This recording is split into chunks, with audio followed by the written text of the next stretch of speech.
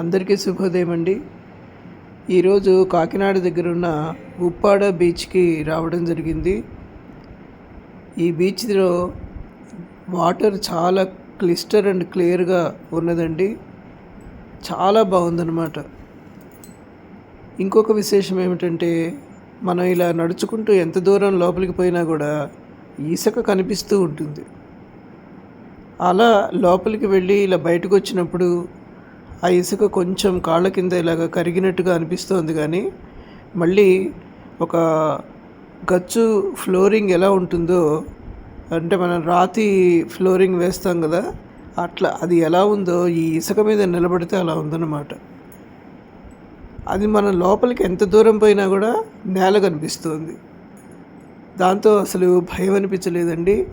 చాలా చాలా ఎంజాయ్ చేసాం ఇక్కడ. అసలు మామూలు బీచ్ లాగా లేదనమాట, డిఫరెంట్గా ఉంది ఇక్కడ. తర్వాత ఈ అలలు ఆటుపోట్లు అంటారు కదా, ఈ అలలు కూడా చాలా తీవ్రంగా అన్నమాట. పెద్ద పెద్ద అలలు వస్తున్నాయి. ఆ అలల్లో వాళ్ళు చేపలు పట్టుకోవడానికి నెట్ అంతా అల్లి, అతను చూడండి లోపలికి వెళ్తున్నాడు పాపం. వాళ్ళ బ్రతుకు తెరువు అనేది వాళ్ళకి అది సామాన్యంగా అనిపించినా కూడా చూడటానికి చాలా కొంచెం భయంగా అనిపించింది అనమాట. ఇంత బాగా ఇలా వస్తున్నాయి కదా అలలు, దానిలో అతను లోపలికి వెళ్ళి నెట్ అంతా వేసి చేపలు పట్టుకోవడానికి ప్రయత్నం చేస్తున్నాడు. చాలామంది, అంటే ఈరోజు వర్కింగ్ డే కావడంతో తక్కువ మంది ఉన్నారండి. అదే సాటర్డే సండే అయితే ఫ్యామిలీస్తో అందరూ వచ్చి చక్కగా ఇక్కడ చాలా సమయం గడుపుతారు అని అక్కడ ఉన్న వాళ్ళంతా చెప్పారు. కుటుంబంతో చక్కగా వచ్చి ఈ వాటర్తో కూడా భయం లేదండి, అసలు అంత భయమని అనిపించలేదు అసలు. అది దీనిలో ఉన్న విశేషం. తర్వాత ఈ బండరాయి చూడండి, స్క్వేర్గా చక్కగా కూర్చోవడానికి అవకాశంగా ఉన్నట్టు ఉందన్నమాట. 10 మంది దాకా ఇక్కడ కూర్చుని ఫొటోస్ అవి దిగి ఇప్పుడే వెళ్ళారు. ఈ వెనకాల సముద్రం, రాయి కూడా చాలా కంఫర్టబుల్గా కూర్చోవడానికి చాలా బాగుంది. ఈ వాతావరణం కానీ ఈ నీళ్లు కానీ ఎంత స్వచ్ఛంగా ఉన్నాయన్నమాట. మీరందరూ కూడా తప్పకుండా కాకినాడ వస్తే ఈ బీచ్ తప్పకుండా చూడండి, ఏమాత్రం వీలున్నా కూడా.